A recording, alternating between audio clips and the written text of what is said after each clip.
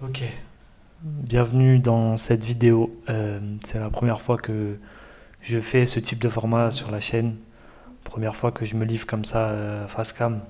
Donc on va voir si ça marche tout simplement et si ça fonctionne, j'en referai. En fait, je voulais prendre ce petit moment tout simplement pour me livrer sur mon expérience, sur ce qui s'est passé ces derniers mois avec mon agence, donc avec la rampe, où tout simplement en quelques mois, on a directement atteint les 10-12 000 euros de chiffre d'affaires mensuel. Et j'avais envie tout simplement de parler en fait de la réalité derrière tout ça. Parce qu'aujourd'hui, j'ai arrêté. Donc, on vendait des landing pages et du branding pour des startups. Et tout simplement, aujourd'hui, bah ouais, j'ai décidé d'arrêter, de kill toutes mes offres. Et voilà, malgré le fait que ça fonctionnait bien, des fois les choses, elles sont pas aussi simples que ça. Donc, écoutez, en fait, j'ai écrit un certain nombre de points, de trucs dont j'aimerais parler tout simplement. Et je pense que ça peut apporter de la valeur et surtout c'est un peu un behind the scenes de ce qui se passe réellement quand les offres ne sont pas adaptées, quand on fait un peu n'importe quoi. Et voilà, vous donner mon retour d'expérience. Donc la première chose dont j'aimerais parler en fait, c'est un petit peu on va dire que c'est un spectre, c'est l'entrepreneur achievement et l'entrepreneur lifestyle. Et en fait, moi, j'ai cru pendant un certain temps que j'étais un entrepreneur lifestyle. C'est-à-dire que l'entrepreneur lifestyle, il va essayer de minimiser son input pour en retirer du temps, en fait. En fait, il va essayer d'atteindre un certain niveau de revenu, de stabiliser ce niveau de revenu et ensuite de diminuer petit à petit ses interactions et ses actions. Et il va réinvestir ses gains dans son lifestyle, sa vie, passer plus de temps avec sa famille, ses hobbies, tout ça. Et il y a l'entrepreneur achievement. Et lui, en fait, il veut toujours réinvestir ses gains de productivité dans son produit, dans sa machine. Et son but, c'est d'accomplir des choses. Et en fait, pendant longtemps, c'est un peu un spectre. On peut se situer un peu n'importe où entre les deux. Mais pendant longtemps, je pensais que j'étais lifestyle. Donc, en fait, je pensais que j'avais atteint le goal du lifestyle. Genre, franchement, 10-12K par mois en solopreneur, genre, t'arrives à maintenir ça, tu délègues petit à petit. Genre, c'est le rêve, tu vois. C'est le rêve de n'importe quel freelance, en vrai de vrai. Et je pensais que j'avais atteint ça. Et j'ai tout détruit. J'ai tout détruit. Et en fait, c'est là que je me suis rendu compte que c'était pas ça mon drive. Mon drive, c'était. J'avais envie de créer un truc de dingue. J'avais envie d'avoir de l'impact. J'avais envie de kiffer ce que je faisais professionnellement. Donc ça a été un petit peu le premier retour à la réalité, qui est que bah, même en atteignant ce niveau-là, on va dire, qui est pas grand-chose, bah finalement j'étais pas satisfait et c'était pas ce que je cherchais. Donc c'est une des premières raisons qui a fait que j'ai basculé, tout simplement parce que ces offres-là et ce que je faisais, ça collait pas du tout à ma vision long terme, on va dire, et niveau achievement, c'était pas ce que je voulais accomplir. Et la deuxième chose dont j'aimerais parler, en fait, c'est justement le fait que ce que je vendais, c'était une commodité. C'est-à-dire que, genre, quand tu as besoin d'une landing page, la première chose que tu vas faire, c'est tu vas comparer des mecs qui font des landing pages, en fait. Et c'est juste, ça revient juste à qui est le moins cher, qui livre plus vite, qui est le meilleur. Et le problème, c'est que sur ce terrain-là, tu peux pas vraiment sortir du lot, tu peux pas vraiment facturer cher, tu es toujours comparé aux autres, tu es toujours ramené à une concurrence. Et moi, c'est pas une vision du business que j'ai. Moi, je préfère, enfin, mon but, c'est un peu d'être incomparable et d'apporter de la vraie valeur, quoi. Et le problème, c'est que si je continuais dans cette route-là, j'allais juste continuer à être une commodité et on allait juste continuer à me choisir parce que je suis moins cher ou parce que ci ou parce que ça. Et quand tu es en call avec des prospects, des clients, et tu vois, tu essaies de résoudre sincèrement leurs problèmes, et en fait, ils n'en ont rien à faire. Ils s'en foutent que tu résolves leurs problèmes parce que eux, ils viennent et ils sont dans une mentalité genre j'ai un besoin. Ils sont dans une mentalité j'ai un besoin, ils ne sont pas dans une mentalité j'ai un problème ou aide-moi. Et ça, c'est un truc qui me pose problème parce que moi, un des trucs qui m'attire dans ce que je fais, c'est vraiment la partie consulting, c'est vraiment la partie aider. Et le problème, c'est que, en fait, je bossais avec des startups early stage, et moi-même, j'ai monté une startup en early stage qui s'est cassé la gueule et qui n'a pas eu de product market fit. Et en fait, toutes les erreurs qu'ils ont fait, je les ai déjà faites. Sauf que quand tu payes, on va dire, un gars ou une agence 1500, 2000 euros pour genre une landing page ou un service, tu t'attends pas à ce que la personne que tu payes ce prix-là, elle te donne plus que ça, en fait. Elle te donne plus qu'une landing page. Du coup, et même quand tu es de l'autre côté, en fait, quand tu es payé ce prix-là pour faire des trucs, et honnêtement, c'était tout compris, genre copywriting, intégration, design et tout. Genre, c'était vraiment un forfait de dingue pour le prix que ça coûtait. Et d'un côté comme de l'autre, en fait, moi, je sentais que je pouvais leur apporter tellement plus de valeur, et je les voyais faire les erreurs que j'avais faites. Je savais exactement comment les empêcher de faire ça. Mais même si je leur disais, en fait, la valeur, elle n'est pas suffisamment ancrée en eux. C'est-à-dire que, genre, ok, pour eux, mon conseil, il vaut pas cher parce que tout simplement, je suis juste le mec des landing pages. Pourquoi tu vas écouter le mec des landing pages qui t'explique comment pas foirer ta startup? Et ça aussi, c'est un truc qui a commencé à me frustrer parce que tout simplement, je sentais que je pouvais faire plus et je servais à rien. Et encore une fois, on voit le côté achievement, quoi. Si je m'en, si je voulais juste livrer des landing pages et aller bronzer à Copacabana, c'est pas un truc qui m'affecterait. Mais ça m'a affecté, donc c'est comme ça que j'ai compris aussi. Et donc voilà, en fait, la valeur de ce que j'apporte, si je le chiffre pas cher, eh ben, eux, ils vont pas y voir les bénéfices.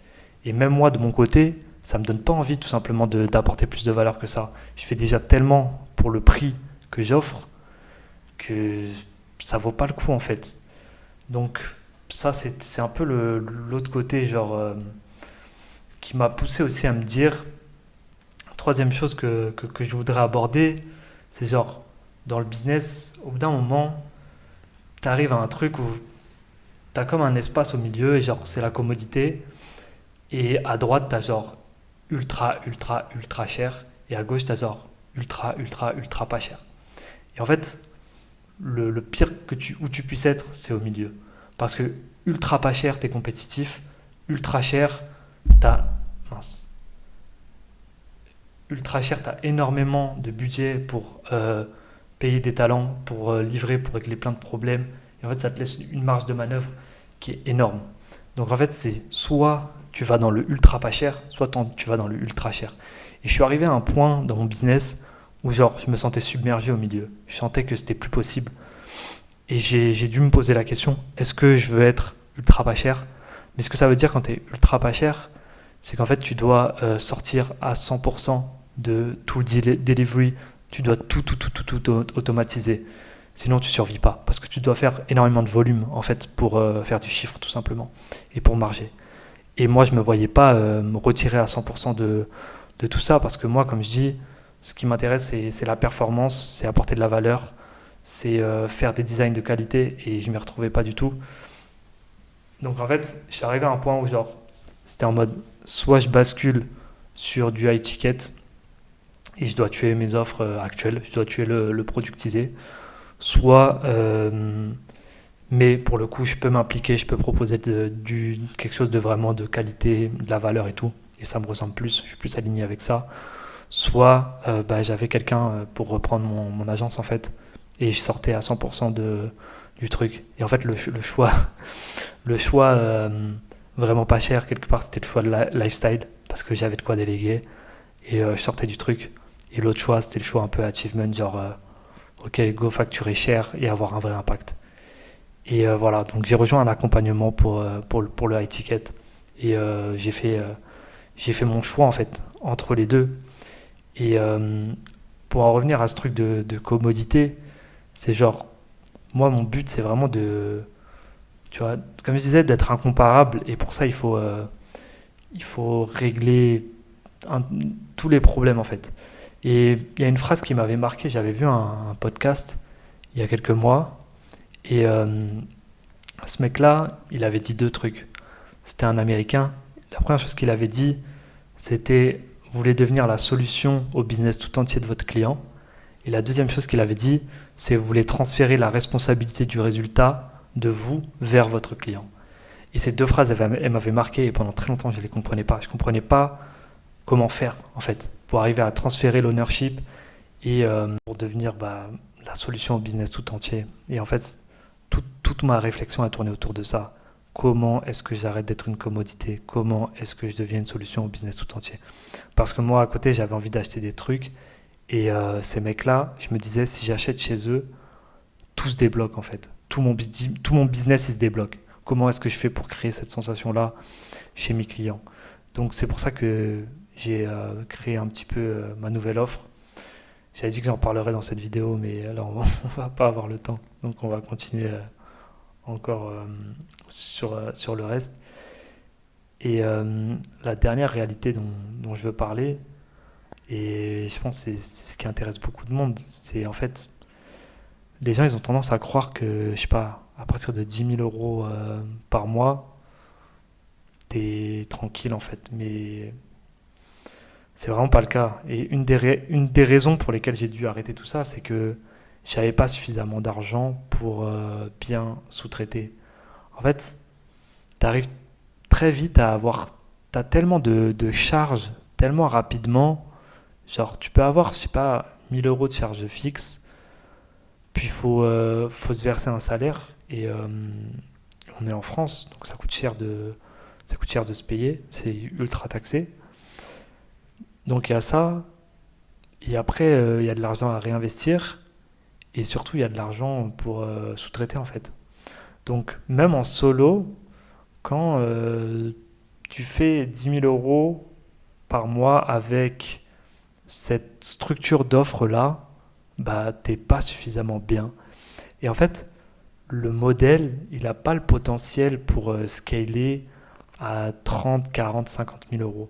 Parce que tu n'as pas assez de marge de manœuvre, tu n'as pas assez d'argent pour recruter une équipe de dingue en fait. Et pour sous-traiter à 100% le fulfillment de façon quali et toujours toi avoir un bon salaire quoi.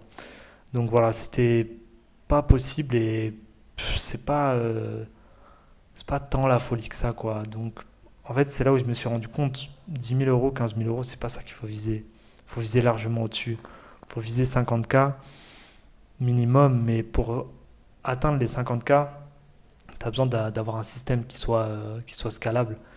Et en fait, moi, le problème avec mon système, c'est qu'au bout de 5 6 clients, il se brise en fait. Il se casse en mille morceaux. Et j'aurais pu le refaire, mais ça aurait voulu dire que la qualité de ce que je proposais baissait. Euh, et en fait, si je faisais ça, enfin, il y a d'autres conséquences qui font que les clients, après, ils sont moins contents. Euh, une des raisons pour lesquelles, en fait, ça marchait si bien et pourquoi on me choisissait, c'est que j'étais probablement un des moins chers. J'étais celui qui délivrait le plus de qualité. Mais il y a un truc, c'est que, en fait, souvent, tu veux améliorer ce qu'il y a pour ton client. Et tu le fais au détriment de toi et de ton business en fait. Ça veut dire que genre moi, à chaque fois que je proposais un truc en plus dans mon offre, en me disant ça va se vendre plus, ben en fait je me brisais quelque part enfin, à un autre endroit. Parce que je m'ajoutais de la charge sur un truc qui n'était pas rentable. Et en gros tout le modèle il était un peu... il était bancal quoi. Il était bancal et c'est pour ça que j'avais besoin de tout détruire. Et bah, il y a cette réalité du coup financière qui est parfois même à 10 000, 15 000 €, si tu as mal construit tes offres, ça vaut pas le coup en fait. Enfin, tu peux quand même être brisé, tu peux quand même pas faire d'argent, tu peux quand même enfin, pas faire de marge et tout. Donc ça c'est la réalité. Et la deuxième réalité c'est bah, là ce qui est en train de m'arriver en ce moment. Parce que tout simplement c'est dur, c'est devenu dur pour moi de livrer les clients.